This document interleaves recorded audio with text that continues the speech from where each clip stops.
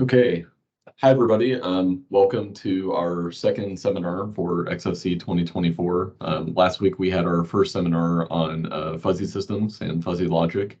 Today, we will be going over gradient-free optimization methods with a specific focus on genetic algorithms, but we'll talk about a few other things. We'll also talk about genetic fuzzy systems, and I believe there's some material tailored towards Kessler itself towards the end. Giving our talk today is Dr. Nick Ernest. He is the chief architect at the tallest Cincinnati AI office here in Cincinnati, Ohio, formerly an AI startup named Cybernetics that he founded after he finished his doctorate at the University of Cincinnati. He's an expert in the areas of genetic algorithms and other gradient-free methods and genetic fuzzy systems. His research is primarily focused on advanced genetic algorithm development and mitigation of scalability of fuzzy systems, and he has numerous publications in these areas. He has developed genetic fuzzy system solutions for complex use cases in the domains of biomedical analytics, complex vehicle routing, and various unmanned aerial vehicle applications, including beyond visual range area combat, multi-vehicle ISR, and complex air-to-ground missions. At Thales, he oversees the development and licensing of Thales's Genetic Fuzzy Tree Toolkit, the best commercially available genetic fuzzy toolkit on the market today. And with that, I'll turn it over to Dr. Nick Ernest. Thank you very much, Tim. I appreciate that. Tim is a great colleague to have here in our office and is our lead on formal verification. So thank you, Tim. That was flattering. So listen, everyone, here, my talk today is indeed primarily focused on genetic, but I want to cover a breadth of gradient-free optimization methods that you can utilize for your AI systems that you could submit for the XFC competition. And really, this is the focus of my research. And gradient free is a topic that basically just means we're not going to try and evaluate or calculate anything particular about our search space. Instead, we're going to assume that our search space is this random, chaotic mess, and we want to find a good answer in it, regardless of that fact. So these are algorithms in which a classical example of hill climbing would not function well because they would find the first, but better answer than they started at, but would be very, very far from the actual global optimal solution. And instead, these methods will all be focused on assuming that we have this chaotic mess. There's nothing we can do mathematically to exploit the search, the surfaces themselves of the search space. And instead, we're going to assume that we have to go through other approaches in order to find the high performing, probably not global, we would like to find for these sorts of problems. Now, I particularly like this area of research because this extends well to real world applications.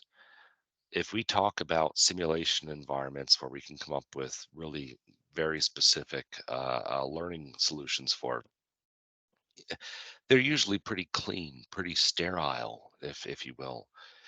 And the real world, unfortunately, just isn't.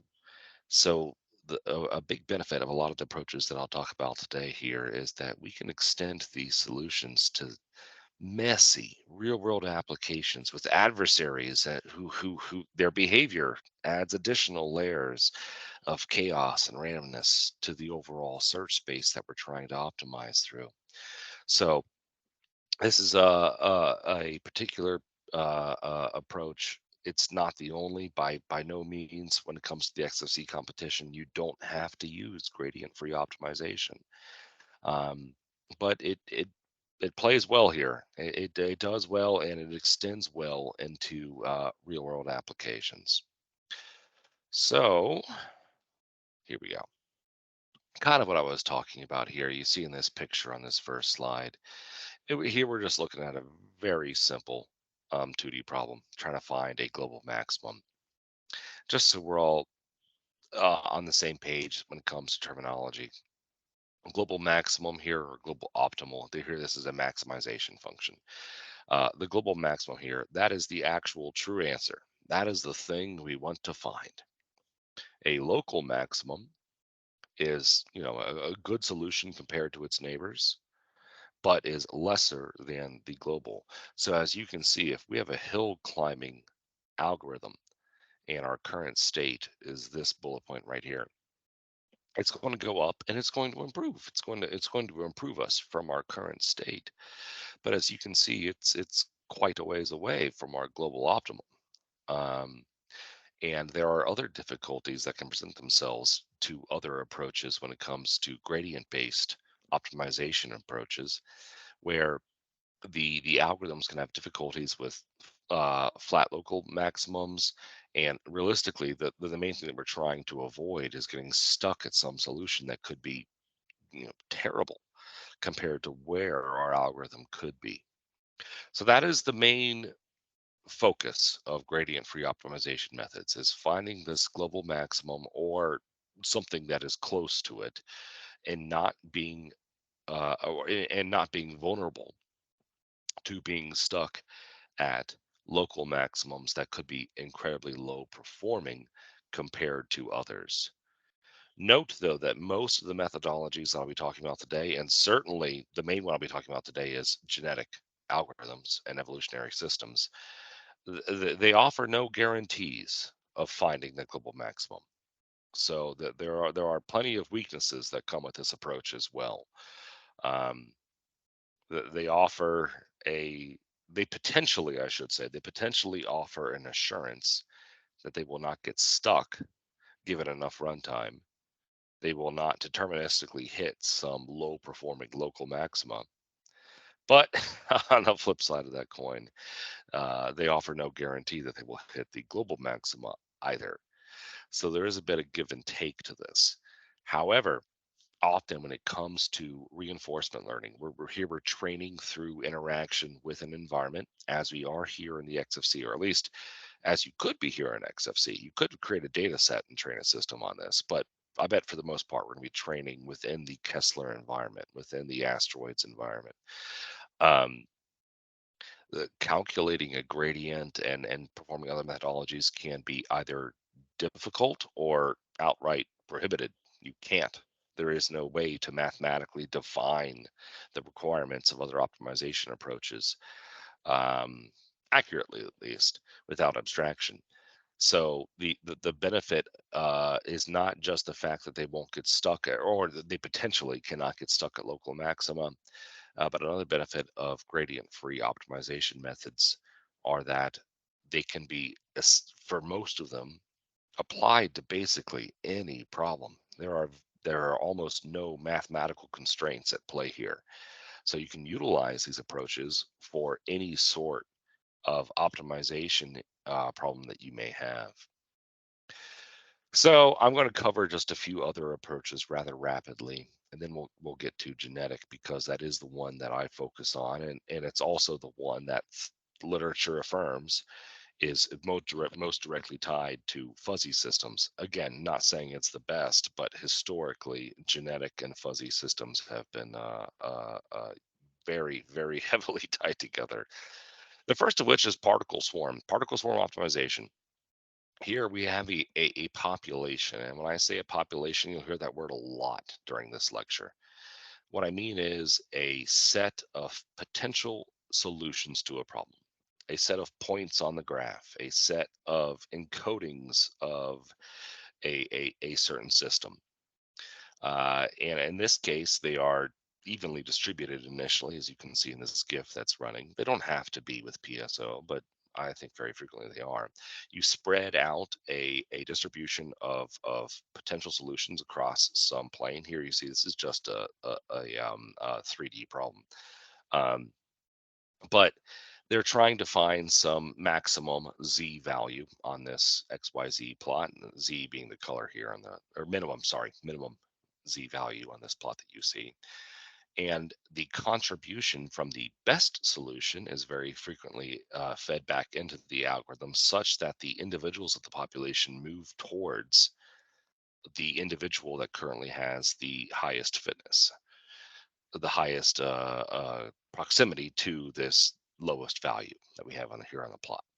So as it goes through, the movement of each individual is determined by a number of parameters, hyperparameters that are set by the user, as well as a fitness value that is based off of the members that are closer to that minimum value. And these are very well suited to continuous search spaces rather than discrete. Obviously, if you can imagine discrete search space here, we're just talking about a bunch of plateaus, if you will, um, where this algorithm can provide rather poor performance. However, very handy algorithm, as you can see, though, based upon what we've talked about, can be vulnerable to still getting stuck at that local optimal.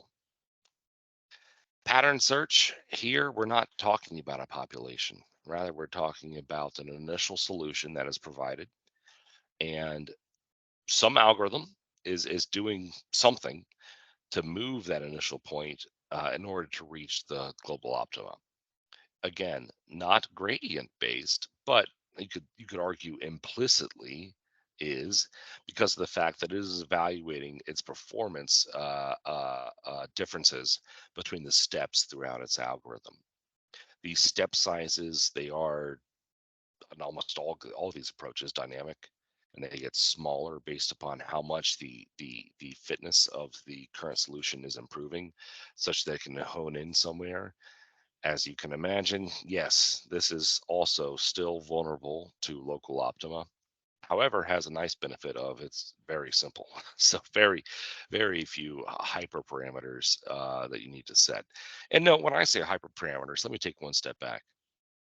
Um, what I mean by that are the types of inputs you have to give to the optimization algorithm as a user. So some approaches can have many, dozens and dozens and dozens of hyperparameters where if you set them appropriately, and these can be just numbers between, negative infinity and positive infinity, numbers that you need to set for the optimization algorithm. If you set them correctly, you'll get amazing performance and you can train your algorithm to reach optimal behavior on a, 1999 old computer. If you set them incorrectly, the world's largest supercomputer will never complete and will never get you good performance despite the number of training runs. So, a lot of these approaches are incredibly sensitive for what you set those hyperparameters for. To make matters worse, um, a lot of these algorithms don't have just some set standard. They are problem dependent, dimensionality, and feature dependent with respect to what these hyperparameters should be set for in order to minimize the computational cost of that search algorithm to reach high performance. So, with that in mind, one benefit of this most of these approaches, I should say, that fall under pattern search are relatively simple. Um, the few hyperparameters, but will hit local optima. So don't necessarily recommend them for this sort of competition, but for problems just one step simpler, they can be very powerful, very efficient as well. Simulated annealing. So we're starting to get into this world of bio-inspired search algorithms here. Simulated annealing is essentially an optimization technique based upon the cooling in metals to lowest energy state, finding a lowest energy state. And the analogy here is that that lowest energy state is the one that we want to find, and that is the optimal. Um, Not as dynamic as the previous methodologies we've discussed upon, relies almost entirely upon mutation, that is, changes to existing solutions within our population rather than the creation of new solutions. I'll talk about that more a little bit in detail here soon.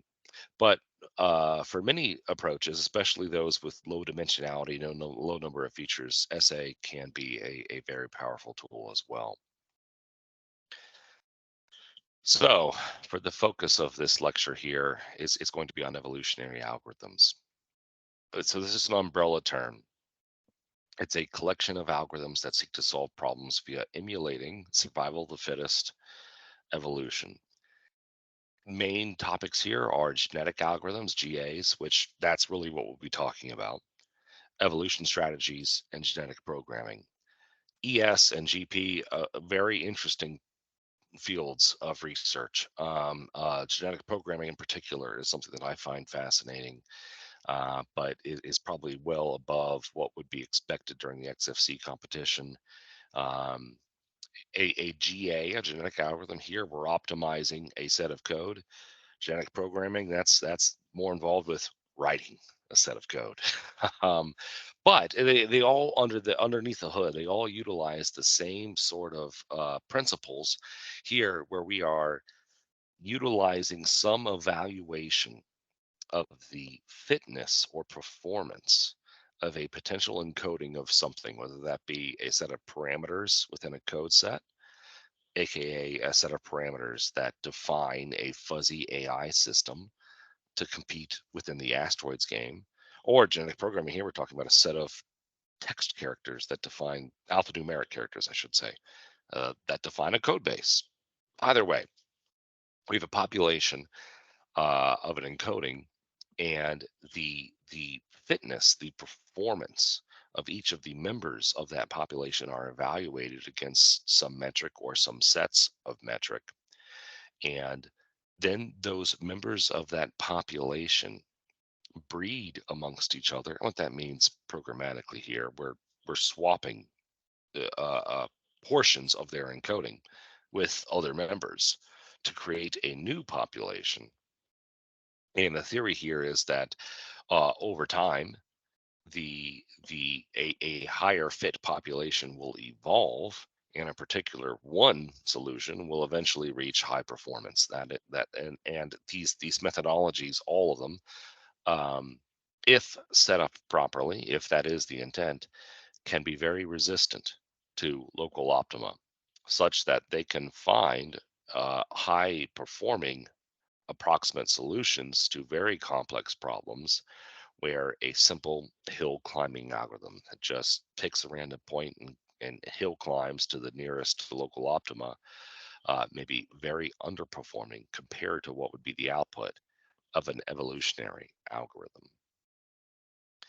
So I can't, in good faith, bring up evolutionary algorithms and then ignore CMAES, covariance matrix analysis evolutionary system. Um, this is a open source tool, and it is a genetic algorithm, but it utilizes a fair bit of mathematics under the hood to minimize the computational cost that is on average necessary to reach a high performance solution. So for anyone who wants to go down this path, certainly CMAES is not a bad way to go.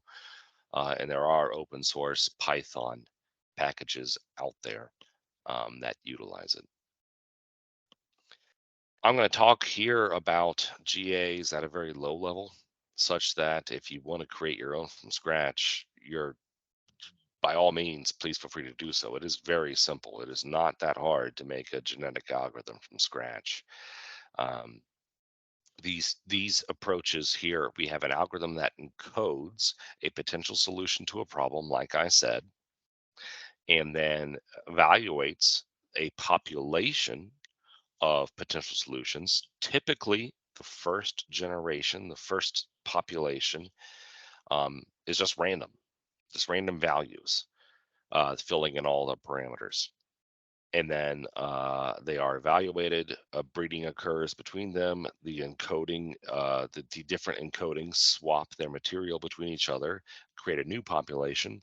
Those are then evaluated, and uh, over time, you will be able to find that the total overall global performance increases, because we are favoring that breeding mechanism towards those members of the population that reach higher fitness.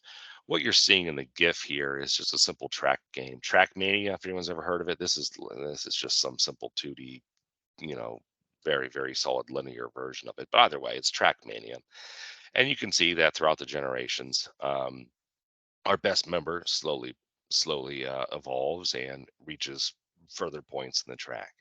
And if it's running for perpetuity, um, you would find that we eventually do reach a relatively high performing solution.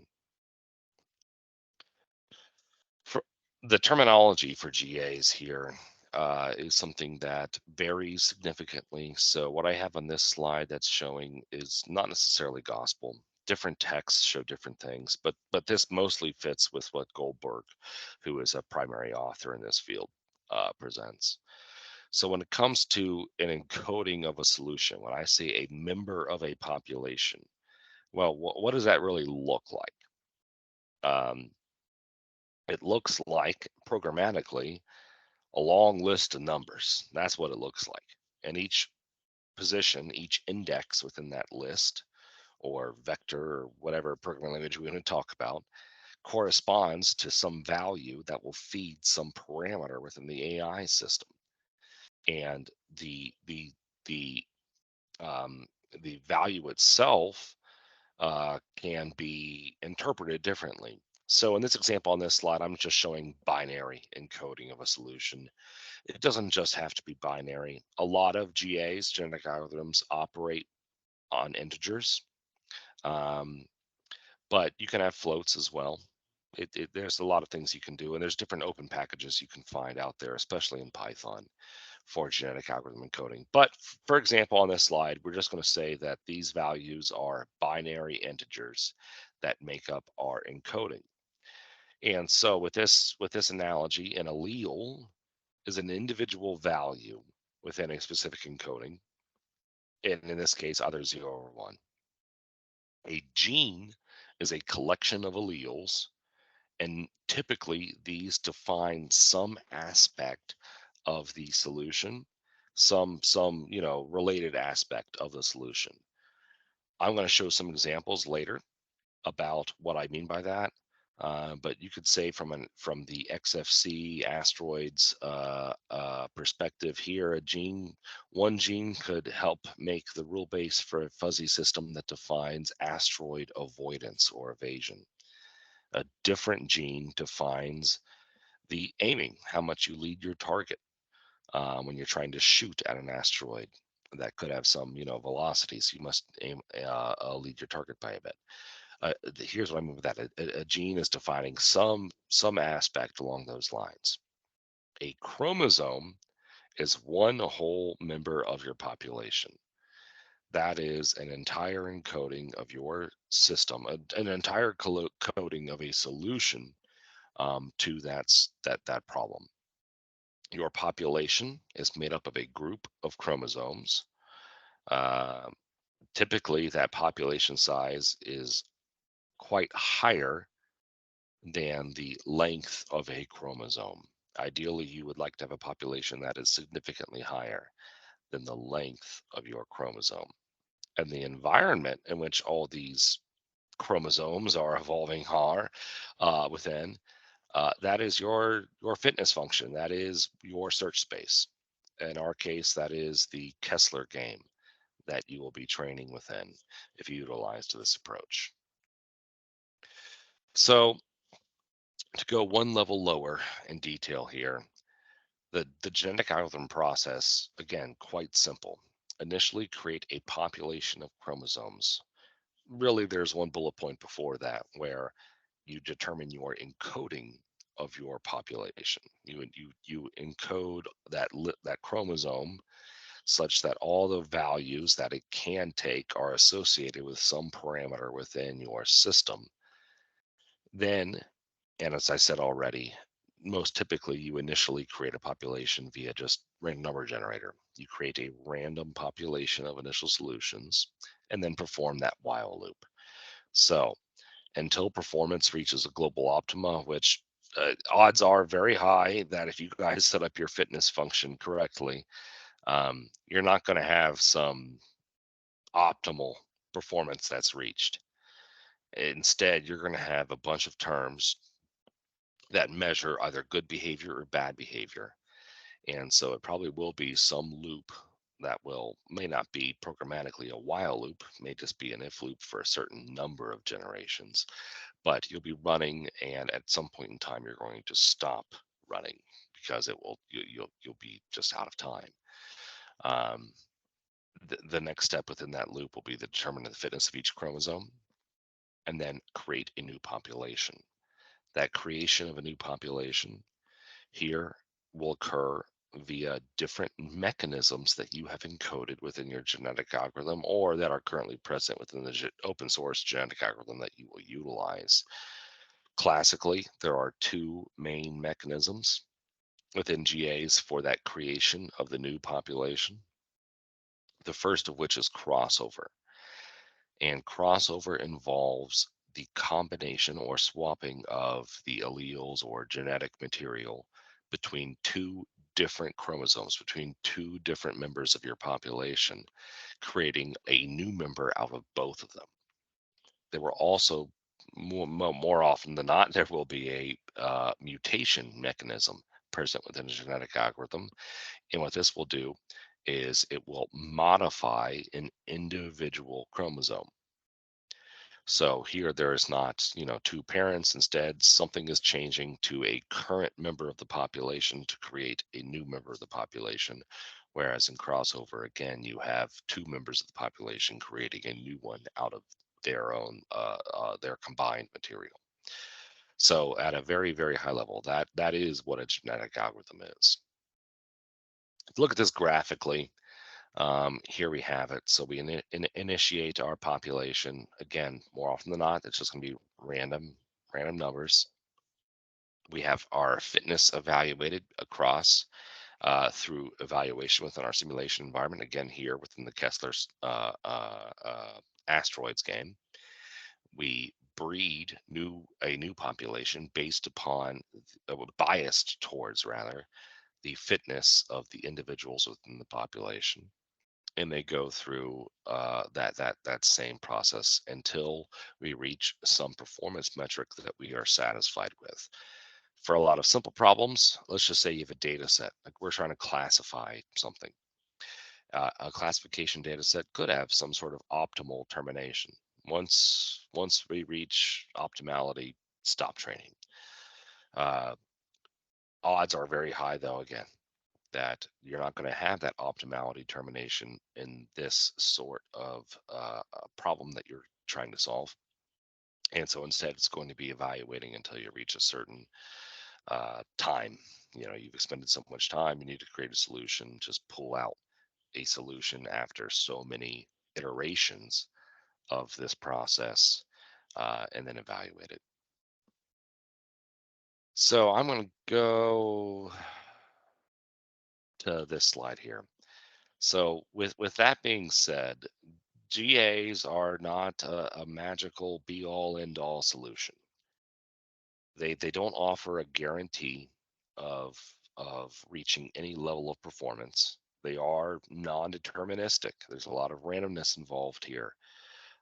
So the level of training that you will get based upon the amount of CPU work is not a known quantity.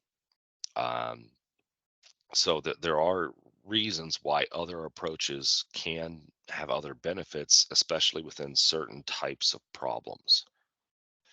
That being said, why use GAs?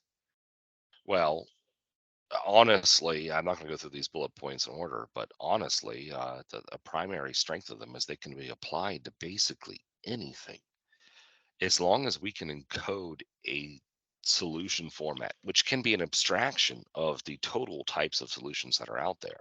If we can just encode some set of solutions, we can run this algorithm. Additionally, they can be very robust to local optima. Uh, can be being an important phrase there, because if you set up the hyperparameters within this approach incorrectly for your problem set, or for any problem set, that being said, um, that benefit can go away. So it's very important that you ensure that the genetic algorithm is set up such that diversity within your population is maintained and it doesn't get stuck at some local optima. But if you set it up appropriately, you can have that confidence. Unfortunately, oftentimes in this approach, maximizing diversity and ensuring that you are resilient to getting stuck at a local optima will increase the expected search time for finding a high performant member. So there's always trade-offs. No free lunch certainly applies here.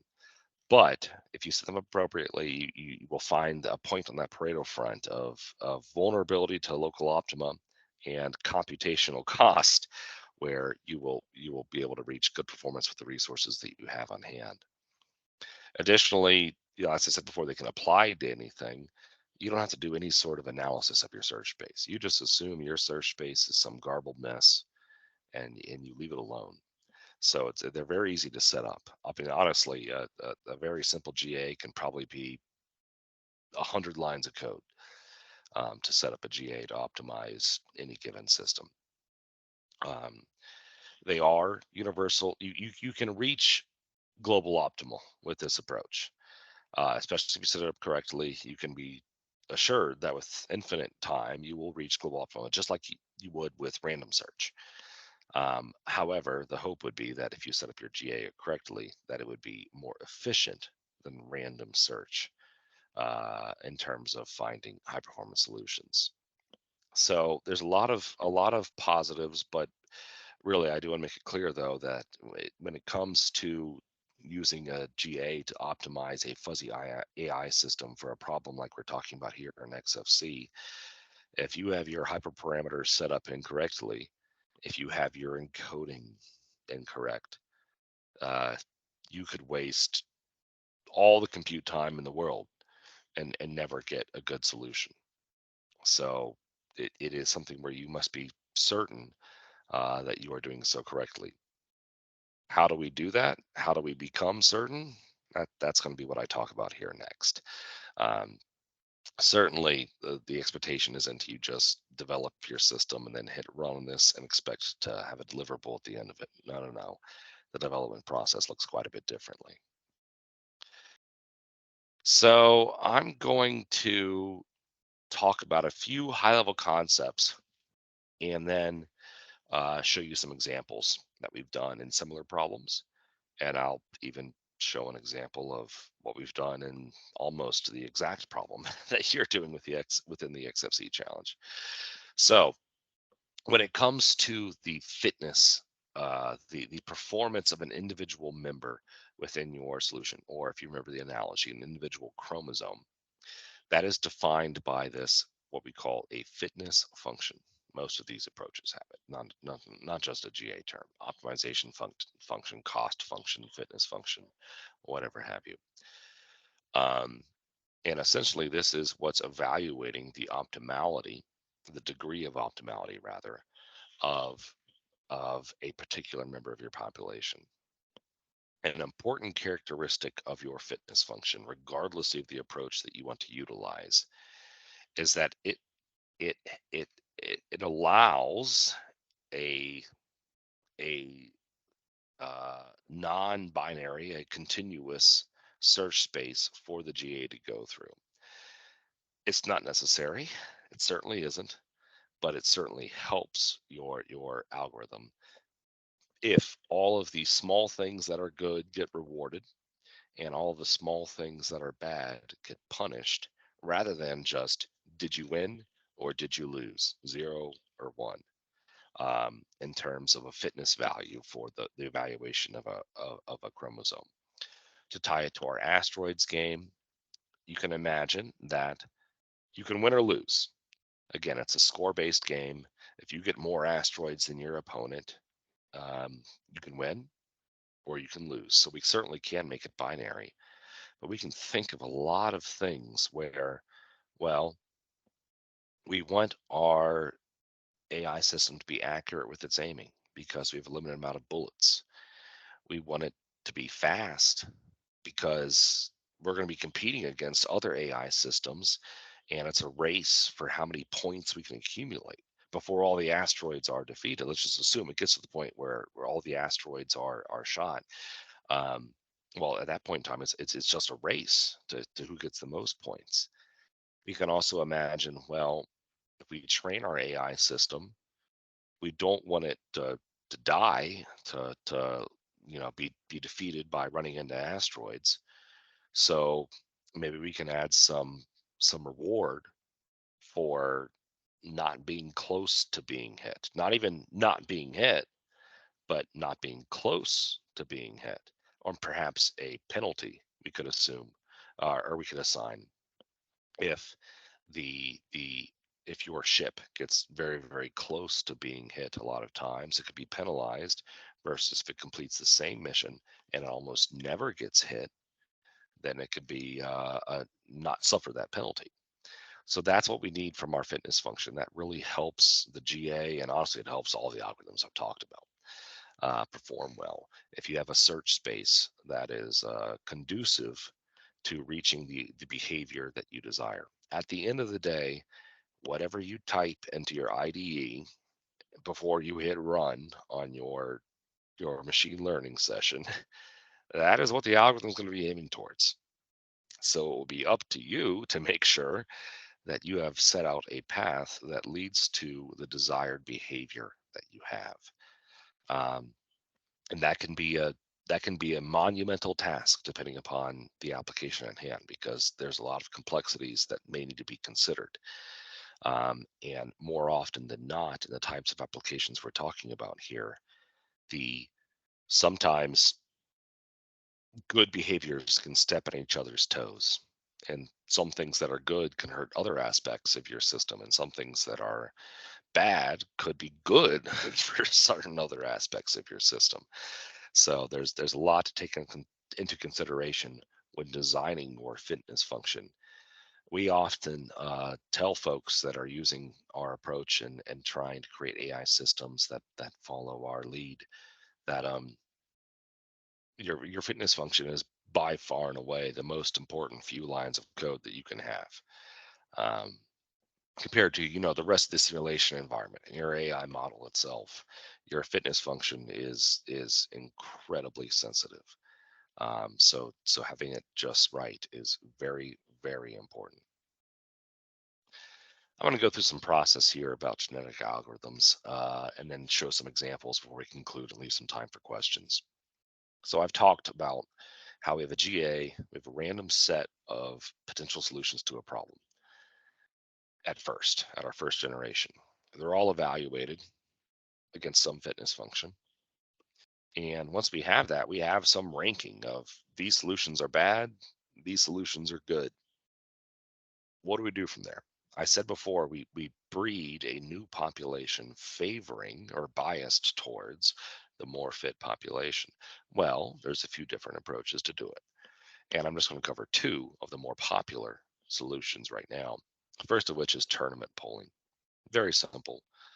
What this is you select a subset of your population. Let's say you have 100. I'm not saying that's a good number. I'm just saying, let's say you have 100 members, 100 chromosomes within your population. Well, let's say we set n equals to 10. We will randomly pick 10 members of the population. Then the most fit of that subset of 10 will be selected for breeding.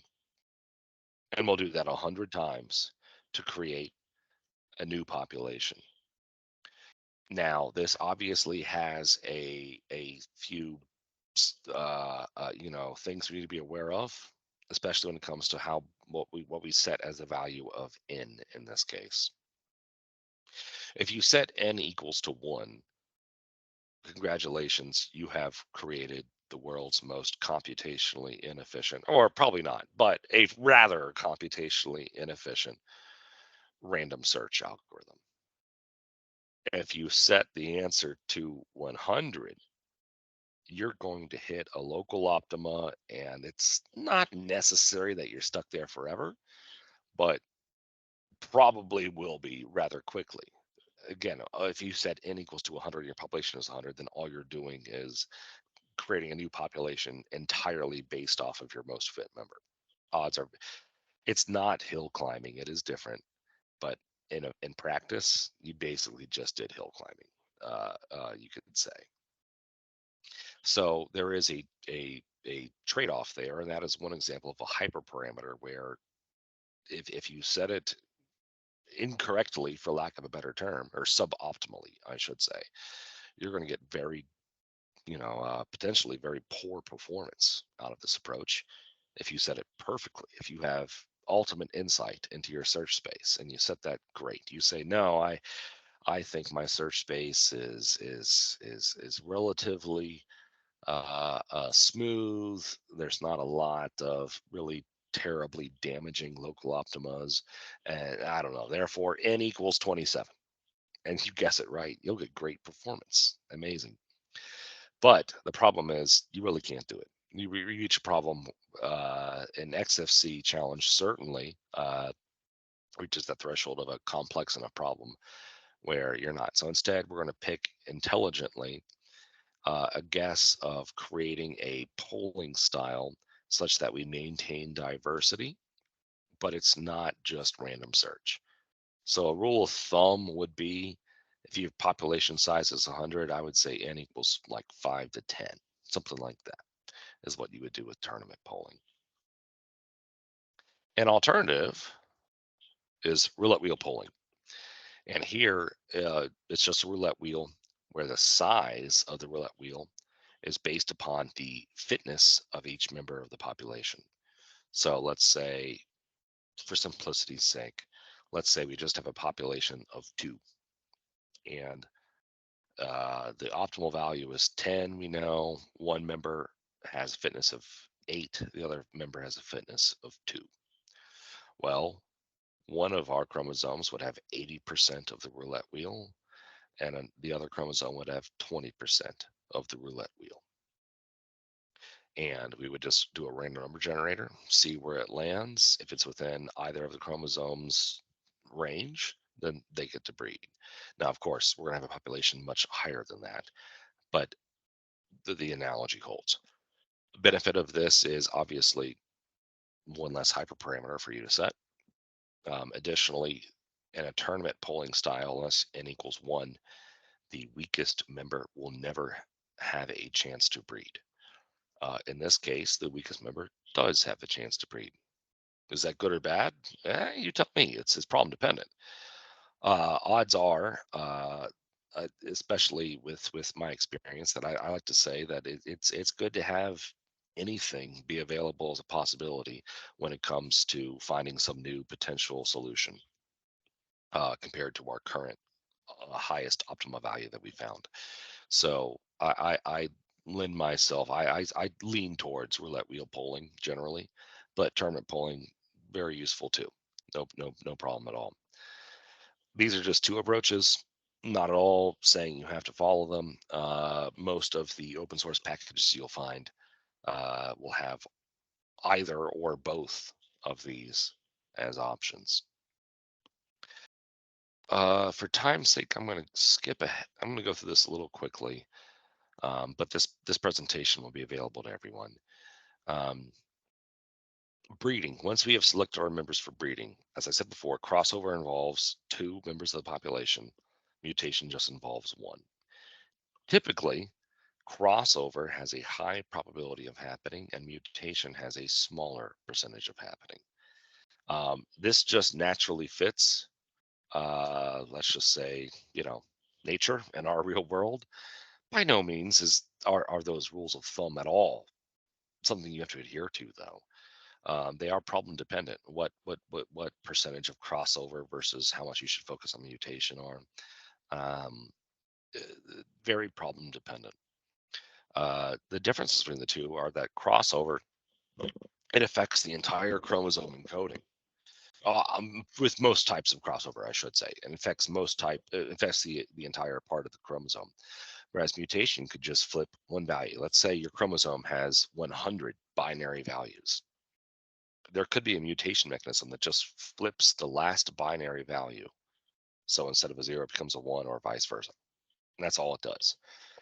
Whereas crossover, we're splitting, 50 genes from parent A, or 50 alleles from parent A, 50 alleles from parent B, and then swapping them. So very different sorts of mechanisms there. I'm going to go through this a little quickly and focus on this here. So we've talked about genetic thus far. Now let's tie it to fuzzy. So GAs, they can be basically applied to anything. You don't need to mathematically exploit the search space. You're not calculating anything. Now, your insight is valuable in setting those hyperparameters, certainly. But other than that, it's an entirely gradient free approach. And it's aimed towards finding a high quality approximate solution and trying to not being stuck in some local optima. Let's compare it to fuzzy. Fuzzy can be applied to essentially anything. A benefit of fuzzy is that we're not calculating transfer functions or anything like that. We can, and there's a lot of things we can do there if we are able to do certain mathematical exploitations of the control problem, but we don't have to. And here again, we're aimed towards high performing approximate solutions. So perhaps it won't be shocking when I say, and this was true 5 years ago. I bet it's still true, but there was a very good paper that was put out like 5 years ago of comparing of what all search or optimization algorithms have been tied to fuzzy systems and research. And it was, I forget exactly, so don't hold this to me, but it was the vast majority of papers that had anything to do with optimizing fuzzy systems. The vast majority of them were genetic fuzzy systems. And it's perhaps no shock as to why that is.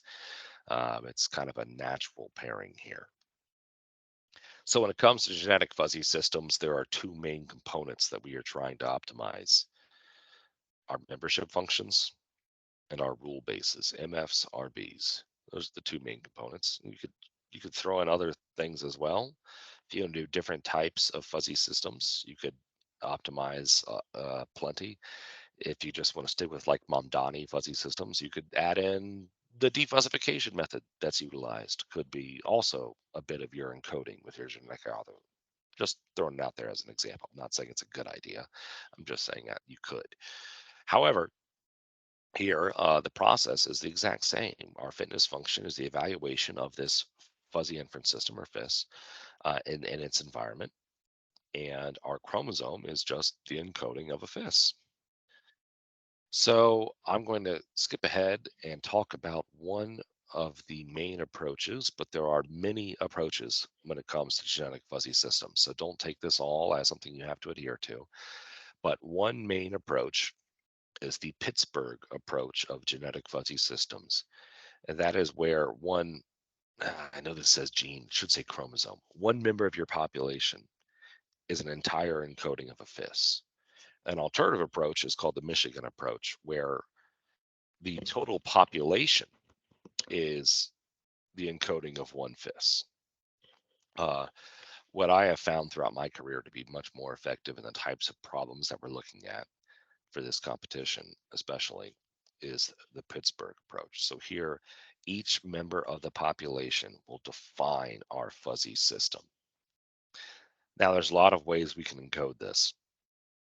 Here, we're just looking at a rule base. We're leaving the membership functions alone. Let's just say we make the membership functions by hand. Well, we can create a rule base with a binary encoding.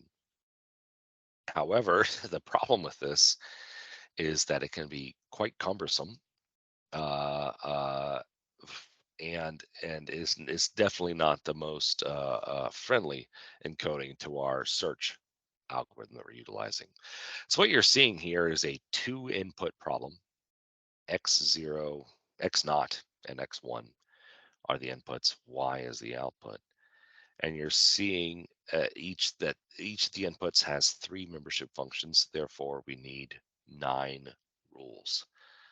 Well, we can have an encoding in binary form of each possible set of rules via the one designating yes, that membership function is active, and 0 meaning it's not.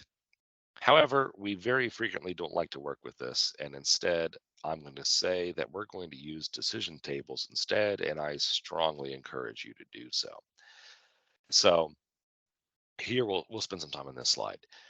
If You all are familiar with fuzzy. We may not have the textbooks, but I'll tell you that a classical textbook example of a fuzzy system is a two input, one output problem, where your two inputs are the quality of food you have at a restaurant and the quality of the service you're receiving, and the output is what your tip should be.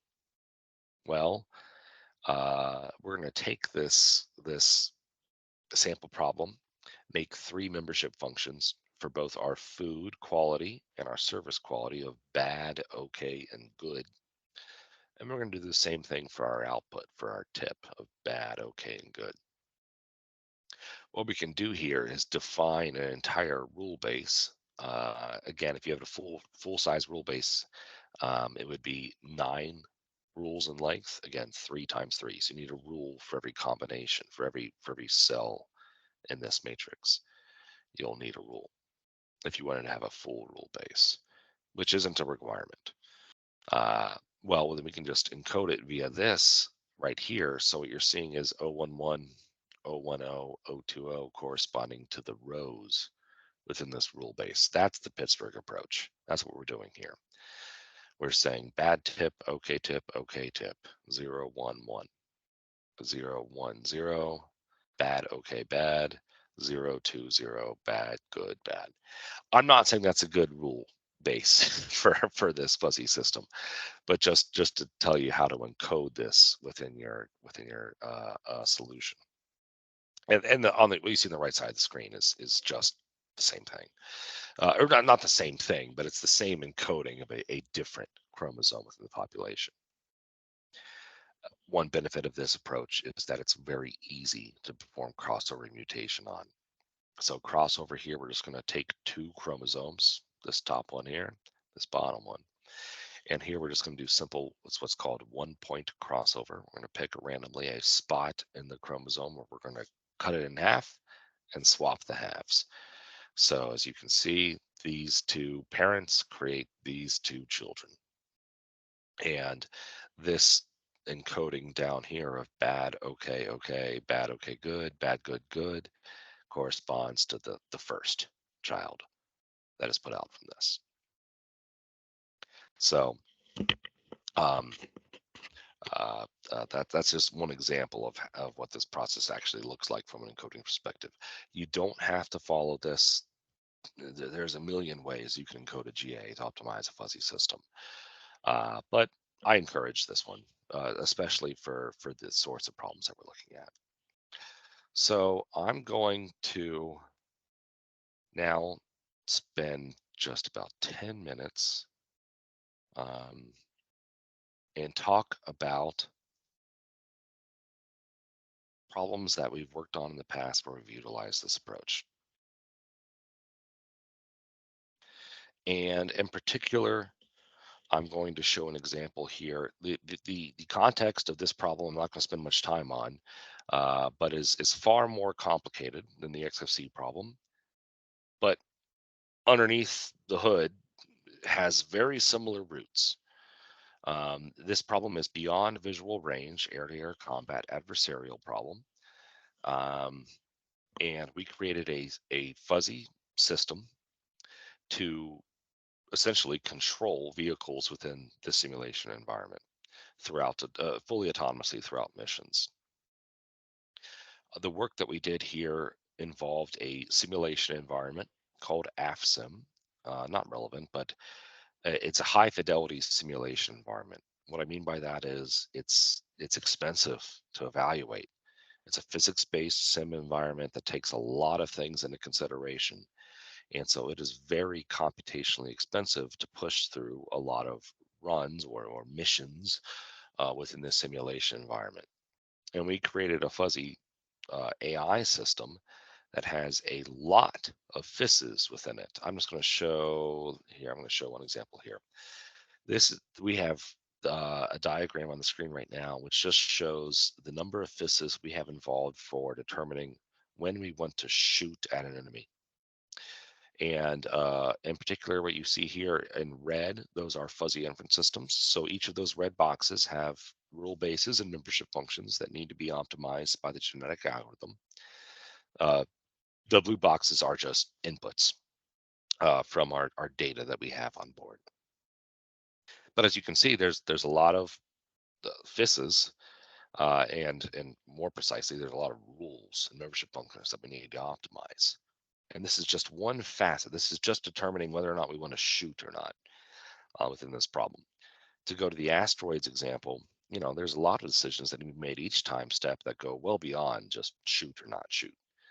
Um, well, with this number of parameters that are involved, we obviously want to try and minimize the amount of computational cost that we have to invoke in order to reach a high level of performance.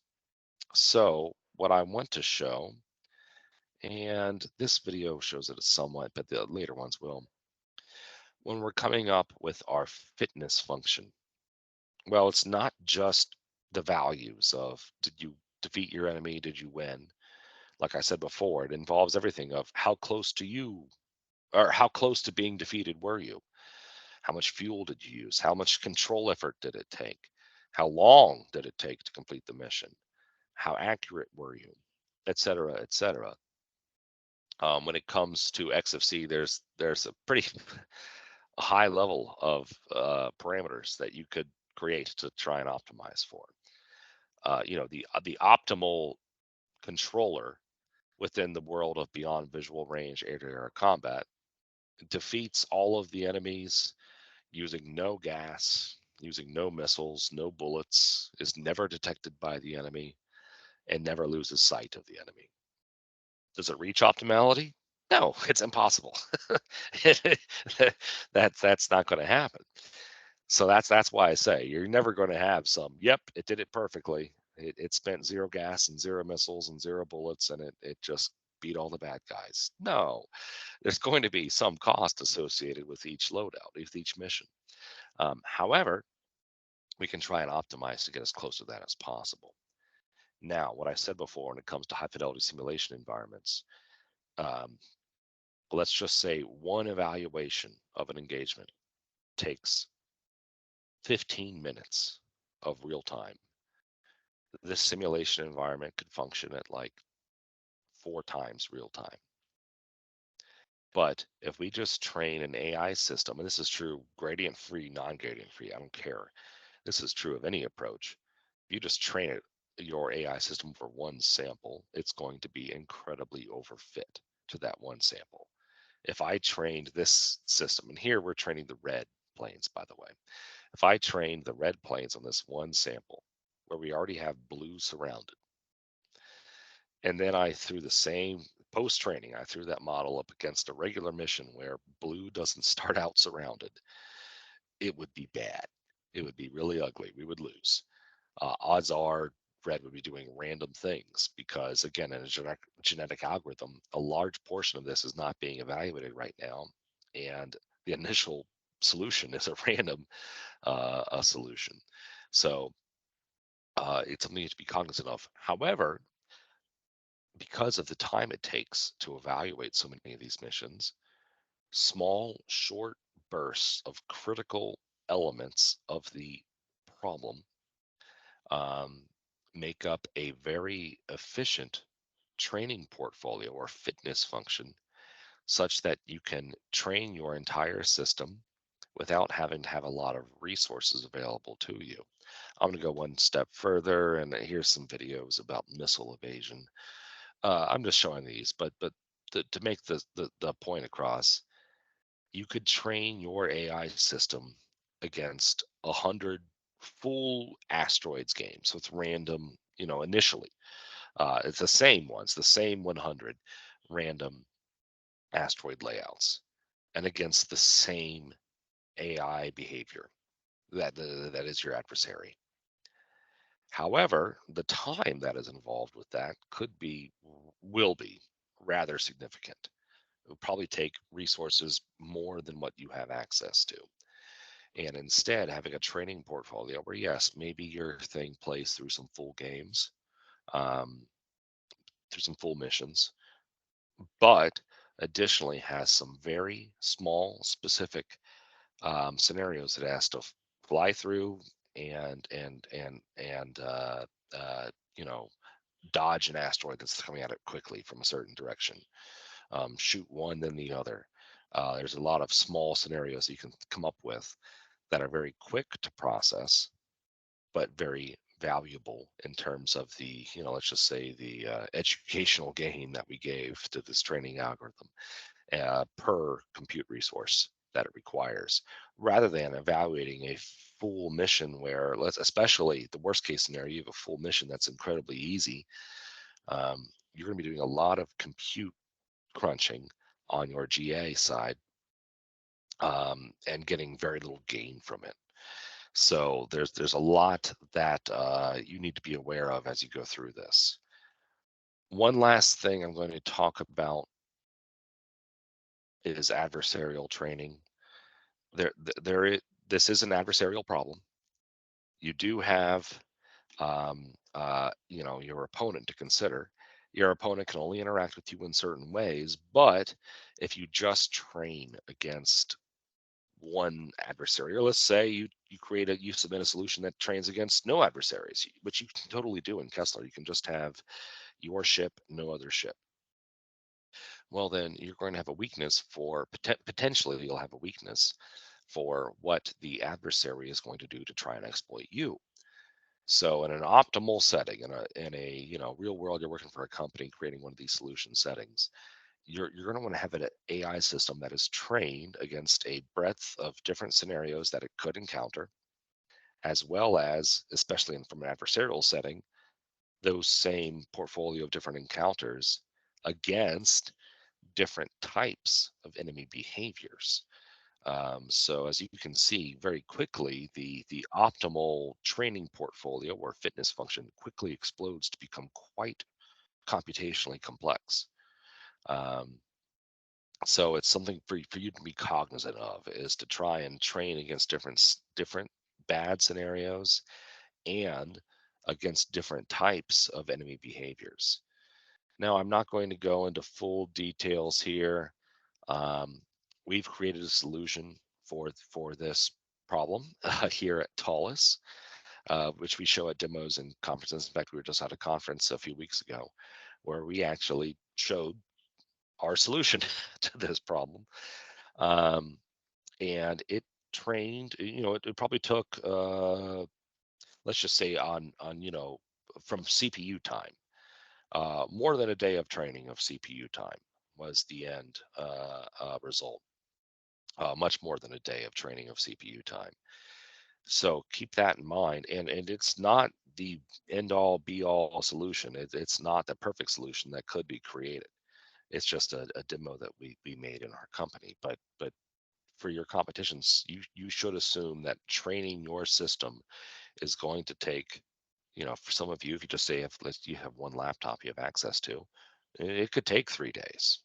That's a realistic timeline with a really thorough fitness function for this approach. And if you set up your fitness function wrong, it could take a year. I'm not really exaggerating there. It is such a case where if you set it up correctly, it'll take 3 days. If you set it up wrong, you don't have time to do it. Even for XFC 2025, you won't have time to get it done at the training. So it is a weakness of a lot of these approaches, these gradient-free approaches, the fact that they are so vulnerable to those hyperparameters. So I'll conclude with talking a little bit about the design process there. Obviously, you don't just hit run on your training algorithm and then walk away. You're going to do small, short training bursts. You're going to understand how long it takes for something to reach, converge, I'll say loosely. It's not actually converging, but it's reaching some point that is decent performance. And then you're going to add to your fitness function and make it more complex. And you're going to tune those hyperparameters. Definitely leave time for that. Do not just say, okay, I've made the encoding of my solution. I've tied it to this gradient free search algorithm. I'm going to hit run and I'm going to get something good out. No, you're probably not. Um, so it will be basically it'll be a game of fine tuning a series of knobs and dials, and then you'll reach some level of confidence that yes, okay, these settings are working pretty well with this scenario.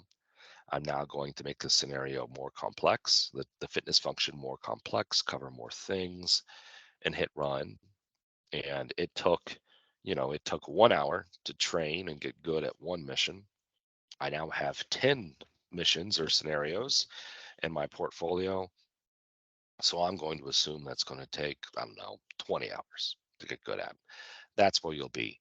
And eventually, and I don't know, I'll leave it some time for questions and just leave this screen up of a solution we've made to this problem, with very few FISs. And just leave this running in the background and say, any questions. A lot of information, I know I just threw at all of you. But any questions when it comes, especially to the training of a potential system?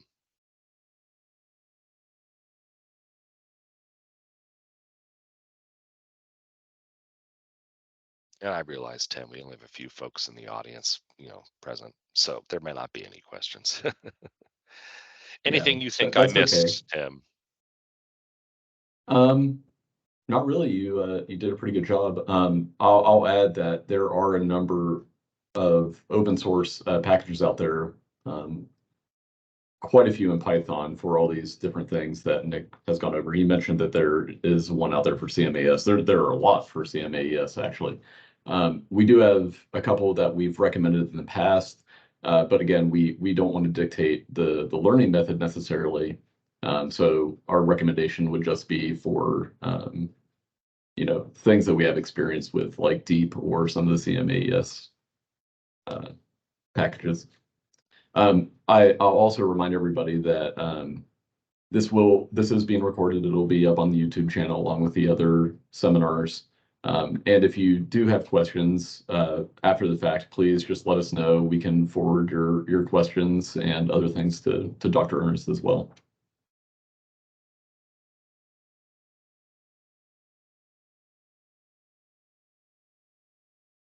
Awesome. Well, thank you, Tim. And I certainly did what Tim just said. Dr. Arnett, sorry, just said. By all means, any questions, we're happy to help. Look forward to seeing your solutions, your submissions to the competition. Yeah, thanks. Okay. Thanks, Nick. With that, we'll go ahead and wrap up the call if nobody has any last minute questions. Again, just to reiterate, the recording will be put up on the YouTube channel. If you do have questions, please contact me or the other organizers. You can either email us or the Slack channel. If you haven't already joined and you're in the competition, I highly recommend doing that because we have a lot of day-to-day things that we put in there. A lot of the other competitors also put things in the Slack for discussion amongst all teams. So that's a helpful resource.